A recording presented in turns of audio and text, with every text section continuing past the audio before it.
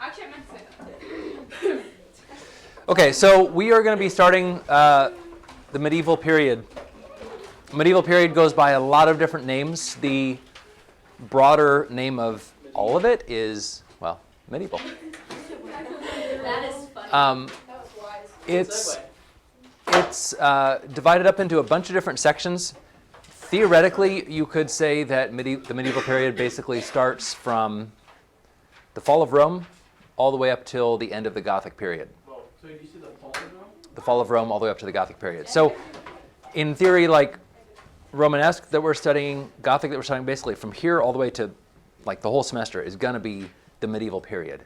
But we're dividing it up just to make it a little easier. Yeah. Okay. Yeah.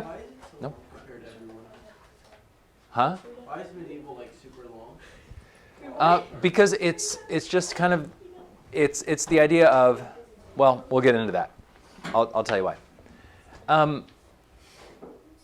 The medieval period is also characterized as the Dark Ages. Harry Potter. Oh wait, no, I didn't. What? No, it's just I saw how. a screenshot from a video game. Anyway, What Um, video is it? Are you a gamer? Skyrim? no, You're a gamer. no, I found online. I just searched for scary picture Dark Ages. There, Good job, Mr. You forgot about video game. right? Yeah. You know what video game is? No, I don't. Natalia does. Cause she. Natalia's like, tell me, I want this game. It looks like a combination between Resident Evil and Skyrim. I could probably reverse image search it for you and find out. But, I'm almost scared actually. right?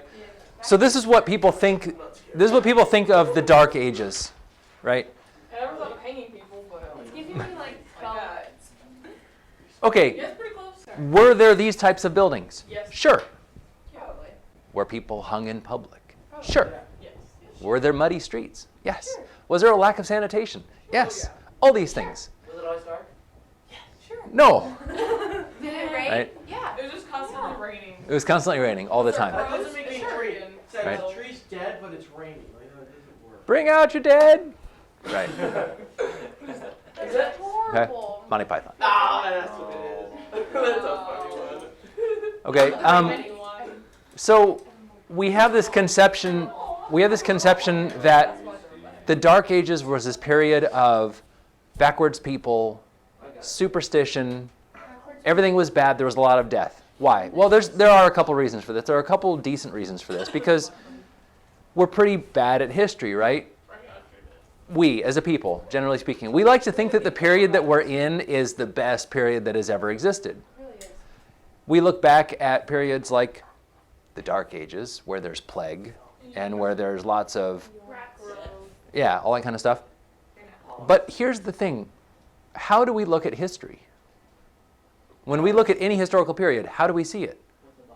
With our own bias, right? With the way that we would do it, right? So we look at things like the feudal system. We look at things like the feudal system where there were serfs and there were peasants and then there were lords, and sometimes there were bad lords. Oftentimes there were bad lords. And they were taking advantage of people, and basically the feudal system was sort of like a slave state in a lot of ways, in a lot of cases. And we look at that and say, that's awful and terrible and backwards. Okay? And maybe it was, objectively. We look at times like the Black Plague, when there was no sanitation, right? We look at all these diseases, all this kind of stuff. And we say, well, that's horrible. That's a dark period. But again, we're looking at it with our own bias. Similar, I was just listening to the news this morning, and they're saying, basically over the last 50 years, cancer has gone down by, and I don't remember what the percentage was, but it was some massive percentage. Like cancer has gone down by like 40, 50, 60%, something pretty massive. And they're like, well, is it because of cancer treatments? And the answer is no. It's because we know more about what causes cancer, and so we don't do those things. Perfect example, smoking, right? When I was your guys' age, smoking was a lot more prevalent than it is today, just in that 20-year period. Yeah.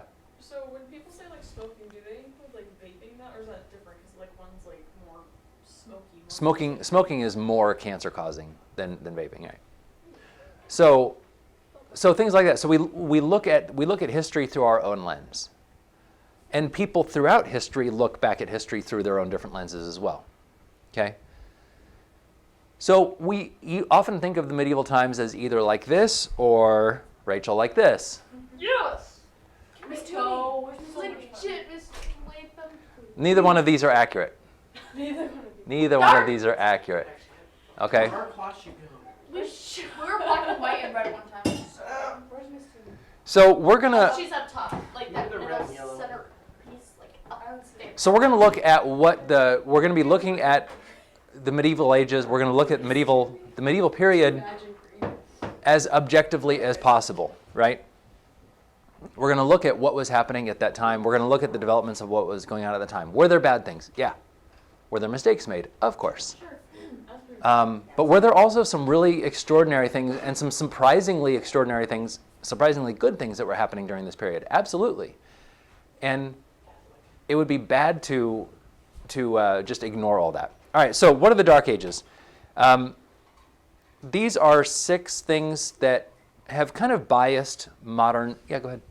Sorry, no, I was just gonna say, I recall, like, someone telling me about last year that people called it the Dark Ages because there wasn't a lot of, like, literature or art or something like that. Yeah, right. Specifically literature or something like that, but. Right. And there's a reason for that. Basically, printing press didn't really exist, right? Sorry, when were the Dark Ages here? What time? What's that? What time was it? Basically, the fall of Rome, so 450, 476, 500, in that area. And then essentially going up through into the Gothic period, so at the start of the Renaissance. So basically those four posters in the middle. Dark Ages were long. Okay? So here are 6 things that are, it's a misnomer to call it the Dark Ages. Now, when I was studying, when I was in high school, when I was your age, and then when I was starting college, it was very popular for scholars, for people for my professors in college, to call it still the Dark Ages. In the last 20 years, that has shifted. Most scholars who are objective, who are honest, who are objective, will say it really wasn't the Dark Ages. So that has shifted, which is good. There are still some scholars out there who will say it was the Dark Ages, and we'll get into that here in a little bit. Why?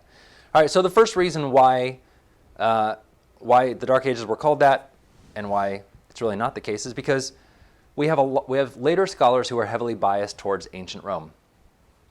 Okay, so what happens when the fall of Rome happens? Right, Rome was this incredible power. Right, there was this incredible cultural, artistic power, and then Rome falls, 476, and then we have, where Rome was in control, these areas of a lot of constant warring, fighting, all that kind of stuff, right? So modern day Europe kind of fell into disrepair, in a sense. So we have Germanic peoples conquering the former Roman Empire. We have all of these different factions. It was early historians, it was early accounts of people saying this is a Dark Age, because even though Rome was pagan, Rome was still very culturally impressive and doing a lot of great things. And now without that great power in that's keeping everything in check, now everything is a problem, right? There's these wars, there's these skirmishes, etc. And while it's true that innovations such as Roman concrete were lost, the literacy rate was not as high as in the early Middle Ages as in ancient Rome. The idea of the so-called Dark Ages came from Renaissance scholars like Petrarch. Okay, so Renaissance, the early Renaissance, 1400s. And into the 1500s. That was Renaissance. What was the Renaissance? We're going to get into that towards the end of the semester, and then we'll dive into it next year some more. But the Renaissance was this idea that we're going to recapture the grandeur and the greatness of the arts, of literature, of sculpture, of painting, of music, of ancient Rome. We're going to recapture that, right? It really took root in Florence in about the 1400s. And so historians from that time period are going to look basically all the way back and say, see, we are recapturing it. Everything else here in the middle, that was the Dark Age. There was nothing going on here. And they aren't exactly right, because they wanted to make their own period look great. Okay? So this is Petrarch on your screen. He viewed ancient Greece and Rome as the pinnacle of human achievement. And then they dismissed this whole era that followed as a dark and chaotic time in which no great leaders emerged, no scientific accomplishments were made, and no great art was produced. And they're wrong. Right? He was wrong. According to his perspective, it wasn't, but there was still great stuff that was happening. Okay? The second reason why people will look at the Dark Ages and why they're kind of wrong is the church replaced the Roman Empire as the most powerful force in Europe. Not immediately, not right away. Right? There was still a lot of a lot of problems right away. But when Rome fell, there was no real main stabilizing force in Europe. Different tribes, different factions tried to be that, but they weren't. Instead, what we have is we have the medieval church that grew into the most powerful institution in Europe, thanks in no small part to the rise of monasticism. We'll talk about that. And also the fact that there were many tribal, quote-unquote, tribal kings, the Celts, the Gauls, the Franks, who all converted over into Christianity. And so the church became kind of a central force in this era. Well, people who are humanistic don't like that, right? They're going to say that the church is just controlling people. Well, they're replacing reason and humanism with superstition, right? And so they're not allowing people to think for themselves, right? See, these are all things that we've been talking about already in apologetics and Catholic social principles. The church doesn't allow people to think for themselves. It's not this humanistic, great ideal of things. And so it's the Dark Ages because people are mired in this superstition about some, carpenter from Nazareth. Okay, so people who are humanists in the Renaissance are going to look back and say, that was the Dark Ages. It was all filled with superstition. Okay? And even today you see it in popular culture, right? I mentioned Monty Python and the Holy Grail, right, earlier in class. How did those filmmakers portray the people at the time, right? A bunch of monks walking around banging their heads with Bibles, right? What? Is that true? It's a long story. That's what the movie does, right? Okay? It's funny, but it is also kind of sad because they're kind of continuing with this narrative that all the people during this time were just idiots who were all these people were just idiots who were blindly following the church with superstitions. Not the case. We know this, right? This is not the case. We're going to have a whole class in, one or two class periods about monasticism. Monasticism was hugely important to how Europe exists today. The monasteries and the monastic system, starting with St. Benedict and going all the way through, were extraordinary centers of culture and learning and science and mathematics. Again, not at first, but as we move forward through the medieval periods, especially after about the year 1000, we really start to see this growth and this blossoming and development of the arts and culture through the monastic cloisters, essentially. Yeah. So during the Dark Ages, the church had pretty much control of a lot of Rome, right? Like Rome wanted up, they had a ton of control. It was still continually being kind of conquered and reconquered by various peoples until about the 1100s, Okay. when the Pope started to gain more So power. when it had said like Saint, written records at the time, including Saint John and Saint Patrick, Mm-hmm. were they biased toward the church, or were they like saying how bad it was? Like, They were biased towards the church, so they were looking at these tribes that were existing. So Saint Patrick and Saint Jerome in the 5th century, they were looking at what was happening in the early 400s and saying, well, these are all barbarians. And to some extent, they were, right. These were pagan Celts, but kind of like Vikings, and Celts. Yeah. But they still did. We still have to appreciate the things that they did, and we're going to look at that at the end of class. Okay. So, again, the dominance of the church during the early Middle Ages was the major reason later scholars, specifically those of the Protestant Reformation in the 16th and the 17th and 18th century, branded the period as unenlightened or dark. They said the clergy repressed intellectual progress in favor of religious piety. Again, not true. Yes, there were clergy who made mistakes, right? There were problems with the church getting too involved in science and saying this science doesn't work. What is monasticism? It's a culture of monasteries and convents, right? So the religious life. So that's a monastery. Mm-hmm. Or convent. Yep. I think it's a monastery. I'm not sure. But early Christian monasteries encouraged literacy and learning, and many medieval monks were both patrons of the arts and the artists themselves. Again, we're going to have a whole class on that. The fourth thing, the early Middle Ages were a boom time for agriculture. There was progress. It happened really slowly, right? Progress didn't happen as fast as it happens during our lifetimes, but progress was happening, right?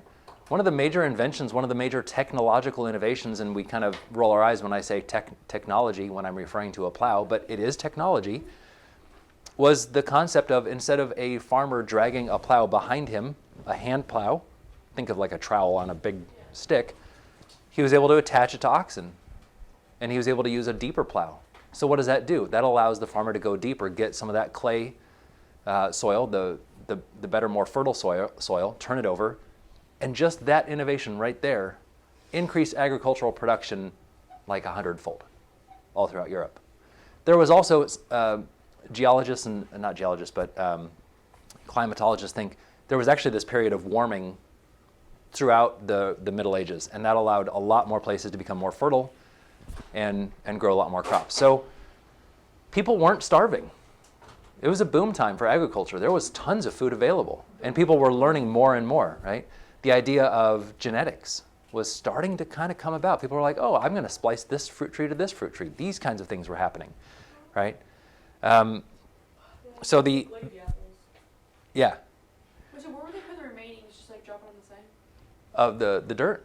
Yeah, that kind of stuff. Yeah, so you're just digging up and making these furrows, and then you plant the seeds in, and then, They do all that. That's so weird. So like before this, they'd only had like one type of apple. And that was it. yeah, or maybe there would be a few, but, Oh, if a disease comes and gets this apple, it's extinct now. But now they're able to, So are there like extinct fruits? oh yes, lots. It's so weird. Yeah, yeah. Total side note, squirrel moment. Sure. Scientists right now are making sure that doesn't happen again. There's this huge vault in Norway. They've built into the side of a mountain. And basically every new seed that comes about, they ship it up there. They ship like a packet of them up there. And it's like deep freeze in a mountain in Norway. So that way, in case a blight happens or something, we have a storehouse of every crop. From corn to wheat to apples to everything. You name it. That's crazy. It's a good idea. It's a great idea. Okay.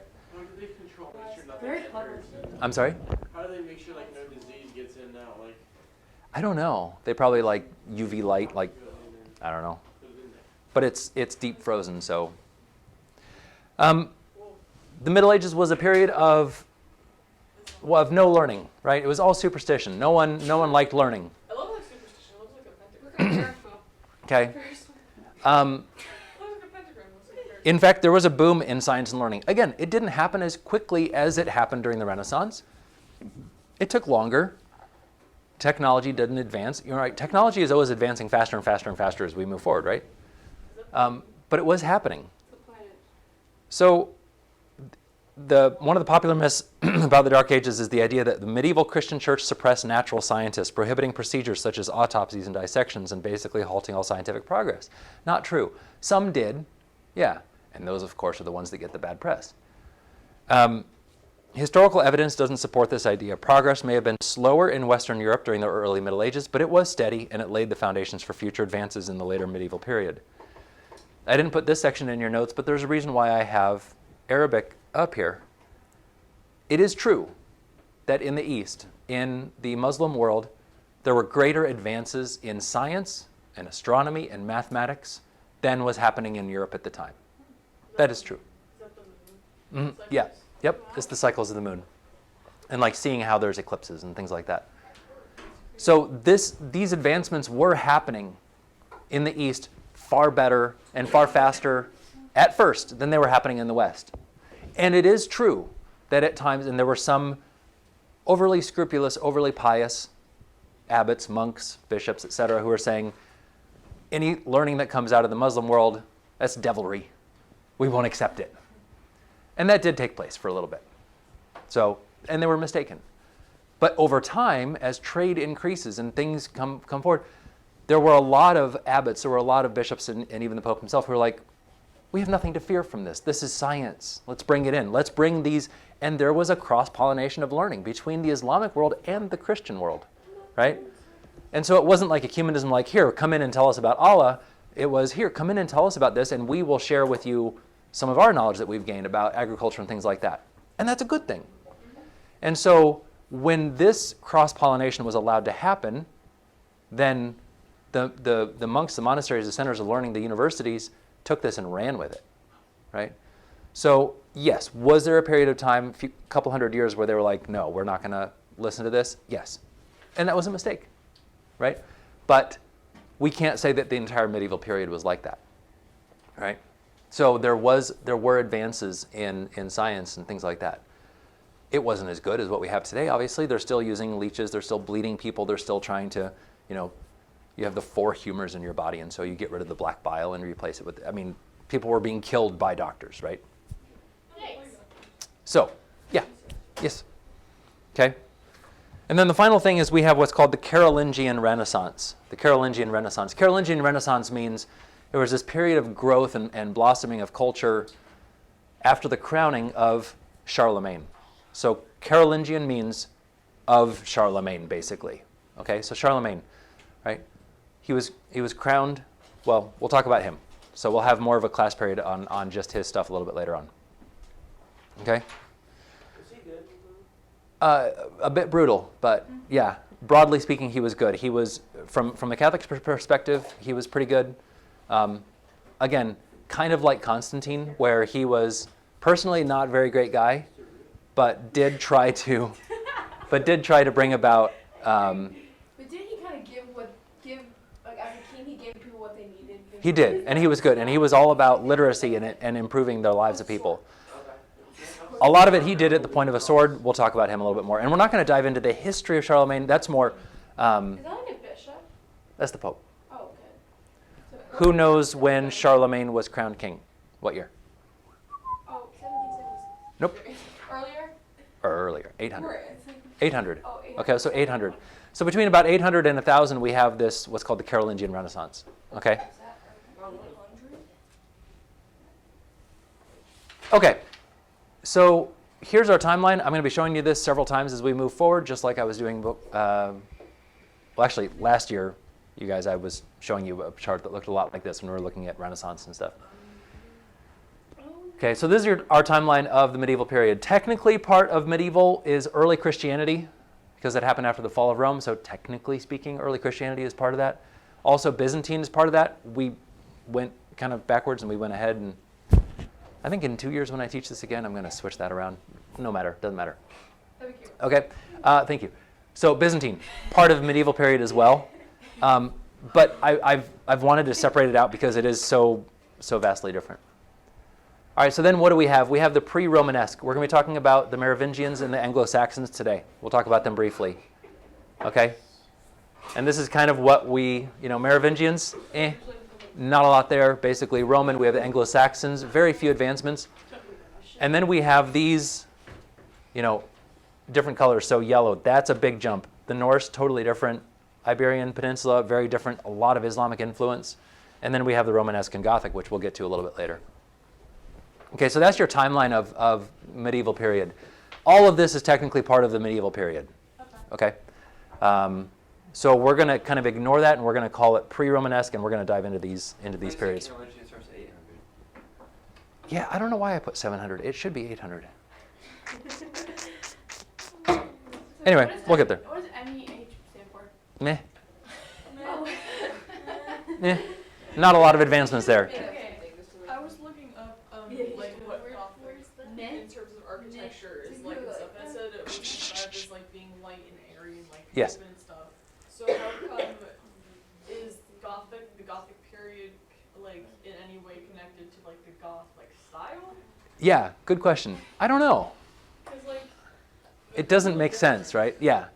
So like unless they're taking stuff from the quote unquote Dark Ages. Right. I think it's more that. I think it's just kind of a misnomer, and they're taking things from the Dark Ages, and they're calling it Gothic because that's one of the more well-known periods of the medieval period. All right, so let's look at the Merovingians.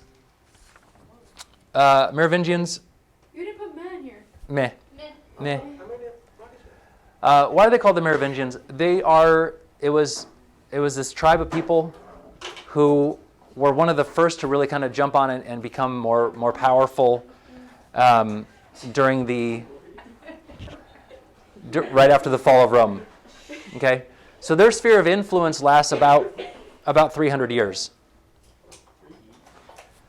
They did do sculpture, but it was basically just capturing and following what the Roman sculpture was doing. It was shallow relief. It wasn't these monumental statues, anything like that. It was pretty basic stuff.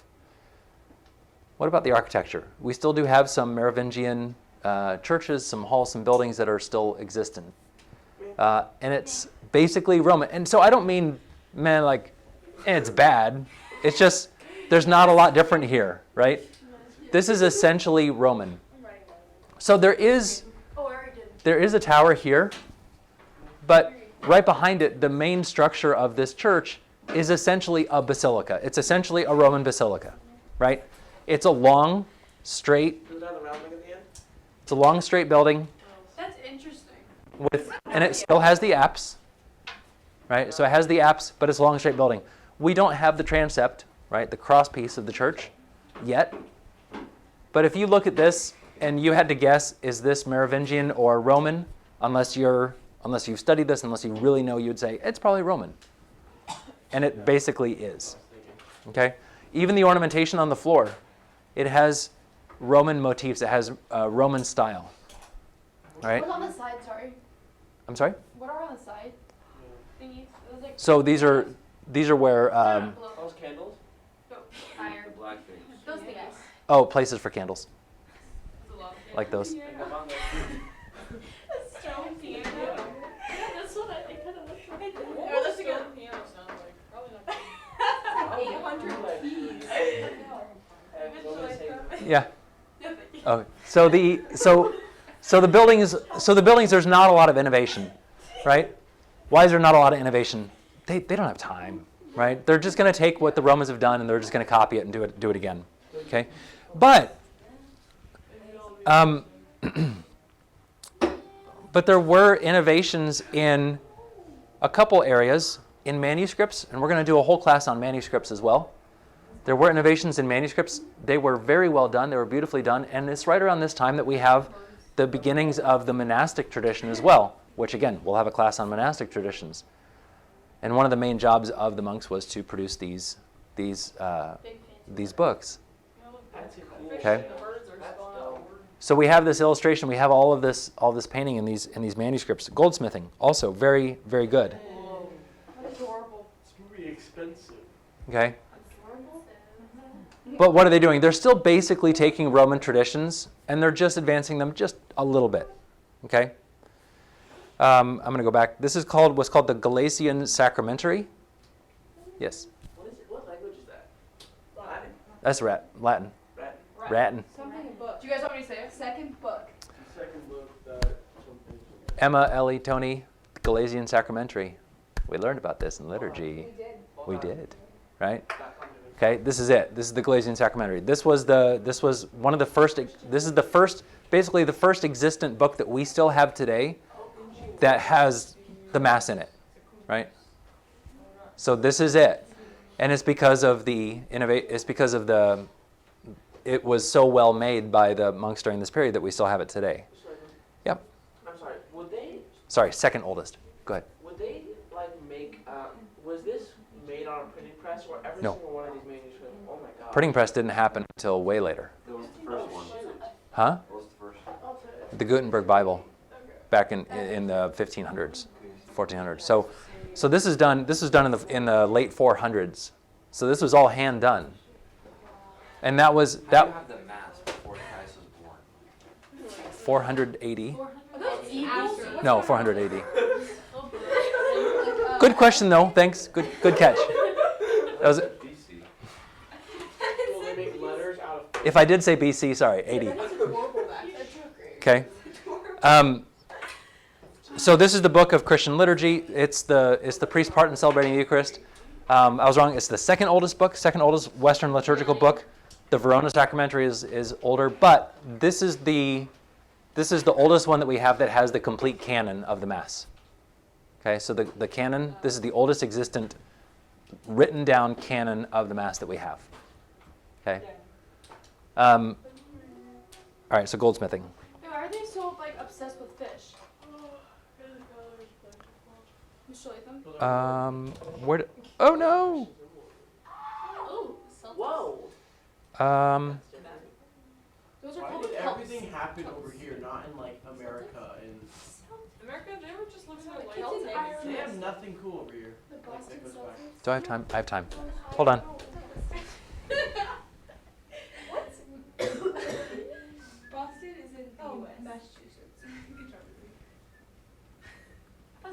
Irish. 1 second. It's actually I totally missed a section on the slideshow. I love Belgium. What's a Belgium? Germania. Where's Germania? Germany. It's just in India. That's all we got. They got like Where's Utopia? they're building like roads and Heaven. more than just streets and tea. You are one hot bitch. You are one hot Have you seen the episodes on Disney Plus of the Utopia? No. It's so good. Chief Bozo. Okay, I totally missed this section.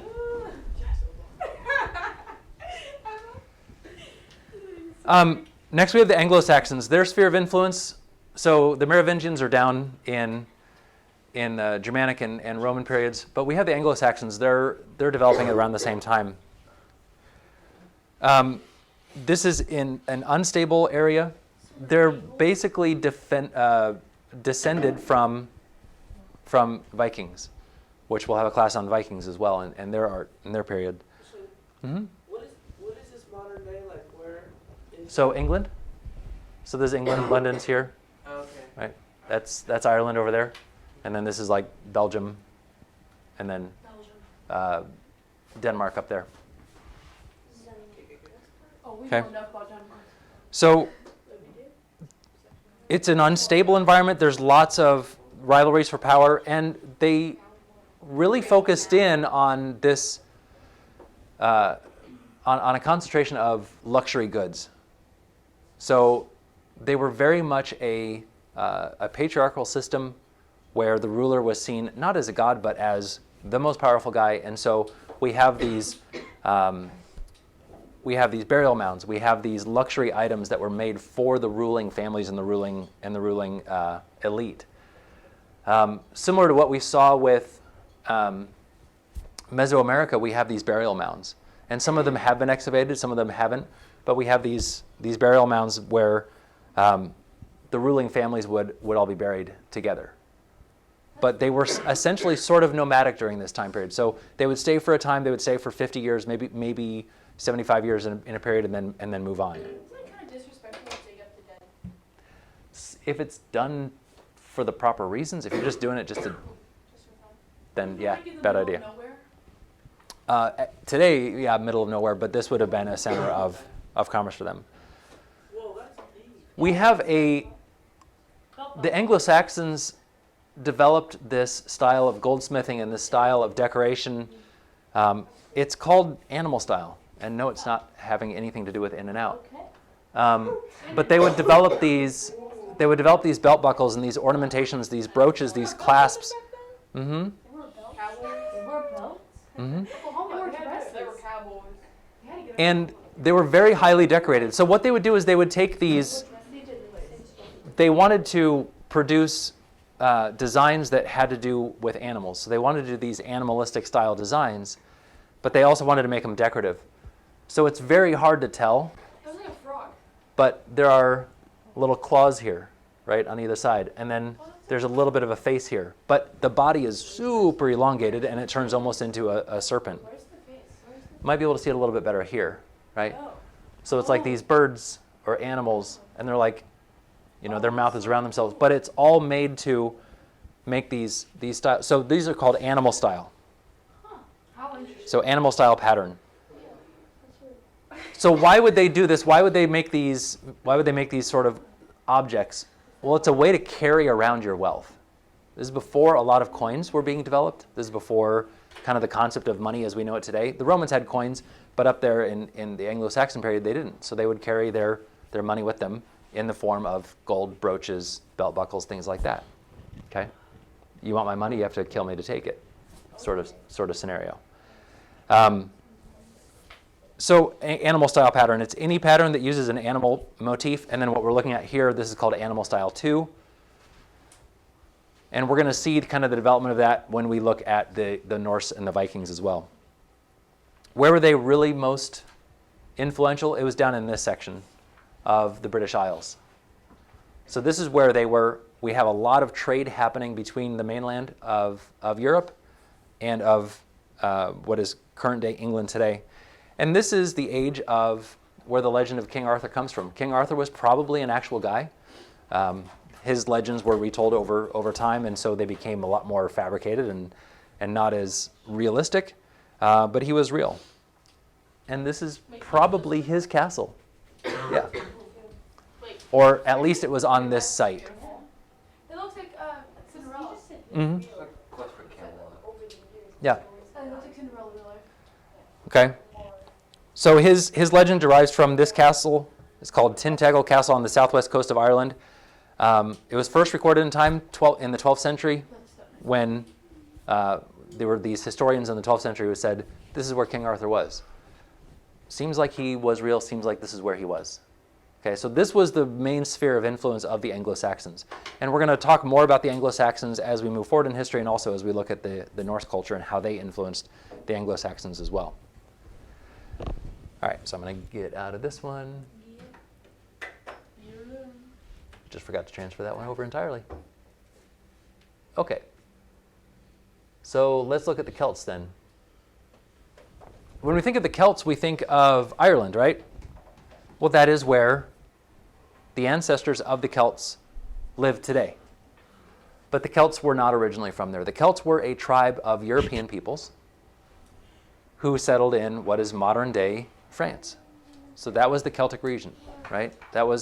So when the Romans were trying to capture Gaul, this is Gaul up here. These are the Celts. They weren't up in Ireland. So when the Romans were doing these campaigns, these battles against the Gauls, they were fighting here. And they got pretty close, but they were never able to capture this area, this northwest part of France.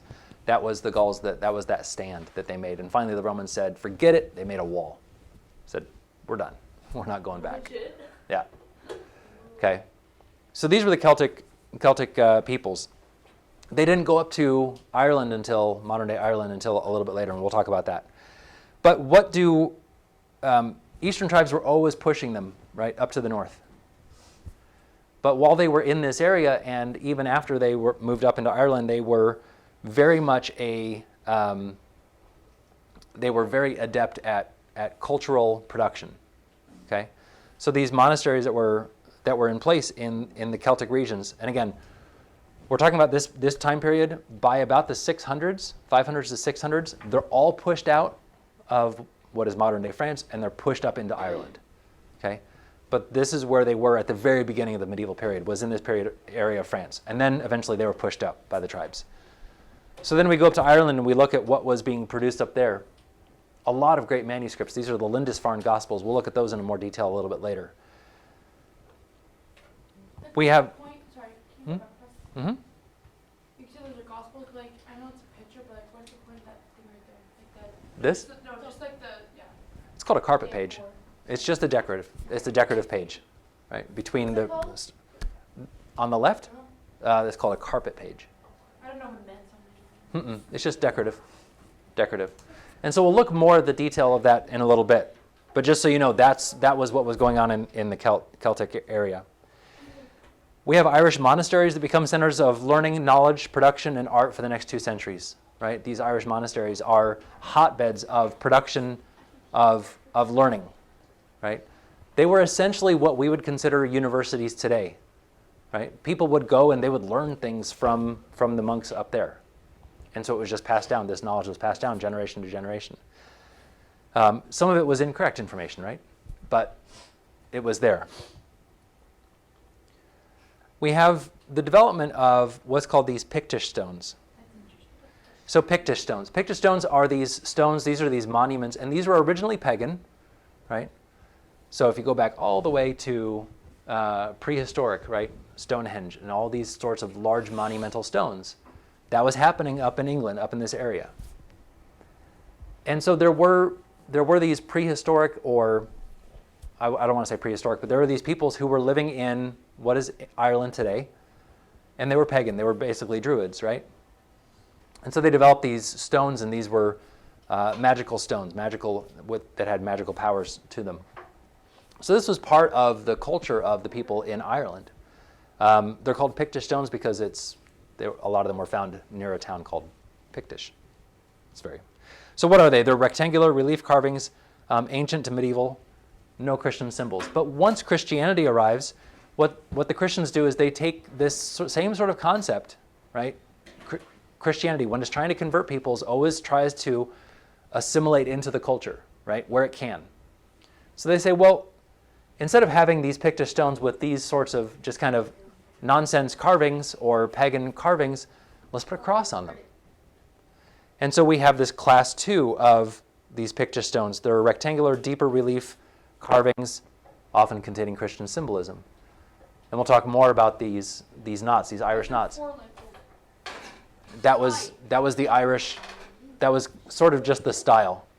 Their style kind of like the Vikings. It absolutely carries over, right? So what do we have? We have style from the Vikings coming in, and then it's Anglo-Saxons, animal style too, this long elongated patterns, these highly decorative knotted patterns, and then that's going to be influenced into the Celtic traditions as well, right? So we have now this amalgamation of the pagan Pictish stones, Christian symbolism with the cross, Anglo-Saxon style that comes from the Vikings, and it all kind of comes together into this. So the Celtic knot that we see today is from the Vikings to the Anglo-Saxons to the Celts. That's cool. Okay, so that's where they get this this design, this style. Okay.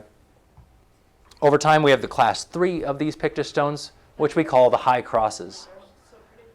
And so instead of just designs, instead of just pretty decorative designs on the face of the cross, we have now these low relief carvings of, here, let's tell some stories. What's going on, right? Let's tell the story of the creation and then the fall of Adam and Eve, etc. I don't know if that's what's happening. Usually Christ is placed right in the center. Some saints on the left and right, right? And then telling a story here. So then what is it? That's real power. It says like relief carvings and then deeper relief and then What is it? Yeah, so if we look, so relief carvings, this is relief carving. It's pretty shallow. Oh. And then as you move forward in time, It's deep. they're carving deeper into the stone. That's deeper relief or high relief, right?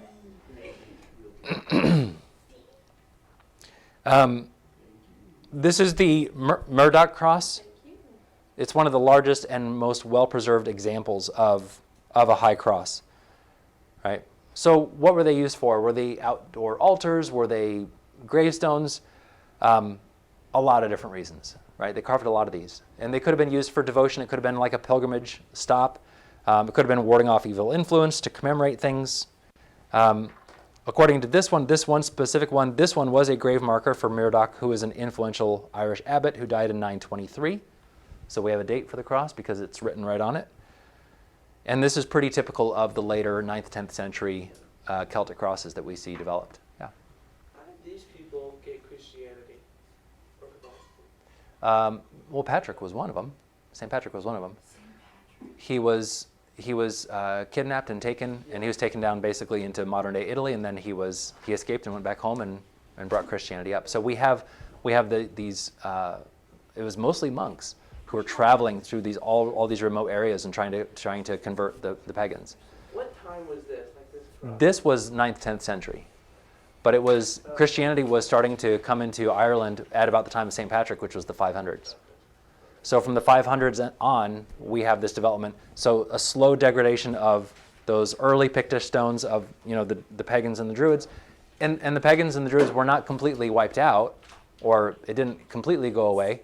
But we also have a lot of their traditions that come in as well, and we'll see some of that a little bit, right? So these are the Celts. Each one of these stars is a monastery that was in existence in Ireland at the year 1000. Have you been to Ireland? I haven't. I'd love to. At the year 1000, these are how many monasteries were in existence. So we have Kells. We'll be looking at Kells. We'll be looking at Durrow. We'll be looking at, a bunch of different ones. Right? It was this hotbed of monastic production, and like I was telling you before, this is where the Celts were. This is where their ancestry comes from, and now through DNA analysis and looking at 23andMe type ancestry type stuff, we see they all started right around here, and then they were eventually pushed, and then Wales and Ireland, and that's where they are still today. The people that live here, so the dark green areas, those dark green areas, that's where people with the most Celtic Celtic blood live still today. So Brittany in France has a lot of the same culture and characteristics. If you study music from Brittany, it sounds like Irish music still today because it has that influence.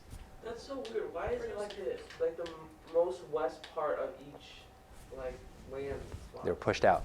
That's crazy. They weren't as strong as some of the other tribes and some of the other armies that were in existence at the time. It's survival of the fittest, basically, right? So they were pushed to the sea. Interesting. Okay. What's interesting is in Turkey, you still have some people that have a lot of Celtic blood. Yeah, interesting.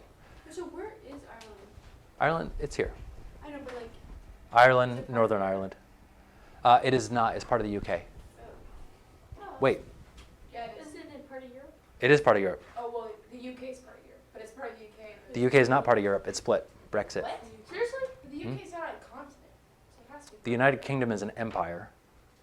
Yeah, but what continent is it part of? Oh, what continent is part of Europe? Yeah. So what? The continent? Why? It is part of Europe. Yeah. Sorry, I thought you meant like politically. Is it part of like the European Union? Like, where is it? Like, Wait, did Yeah. they actually go through Brexit? Uh-huh. All right, so we're going to take the whole next class and look at the production of books, the production of manuscripts, the production of Bibles, and liturgy books. Why was it important? Why was it done? And how was it done?